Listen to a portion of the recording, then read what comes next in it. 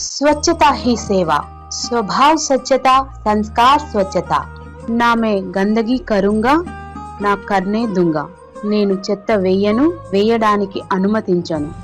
కేవలం గాంధీ గారి నినాదం మాత్రమే కాదు, మనందరికీ కావాలి ఆదర్శం. బాపూజీ నాయకత్వంలో స్వాతంత్రం సాధించాం. మరి బాపూజీ మరో కల స్వచ్ఛ భారతం కూడా సాధించాలి. బాపూజీ స్వాతంత్రం కంటే పారిశుద్ధ్యం ముఖ్యం అనేవారు. మరి స్వచ్ఛ భారతాన్ని నిర్మించడం దేశ పౌరుడిగా మనందరి బాధ్యత. బాపూజీ పరిసరాల పరిశుభ్రత, వ్యక్తిగత పరిశుభ్రత, మంచి అలవాట్లను వారు పాటించారు.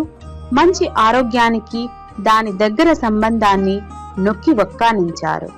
వీధుల శుభ్రత ఒక్క పారిశుద్ధ్య కార్మికుల బాధ్యతే కాదు, మనందరి బాధ్యత కూడా. ప్రపంచంలో ఏ దేశంలోనైనా పరిశుభ్రత కనిపిస్తుందంటే దానికి కారణం ఆ దేశ ప్రజల భాగస్వామ్యమే. ఈ రోజు పరిశుభ్రత గురించి మనం వేసే ముందడుగు మన భావితరాలకి కావాలి ఆదర్శం.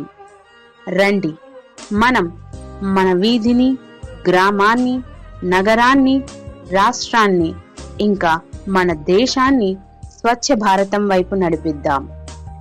మనం అందరం చేయి చేయి కలిపి స్వచ్ఛ భారతాన్ని నిర్మిద్దాం. స్వచ్ఛతా హీ సేవ, స్వభావ స్వచ్ఛత,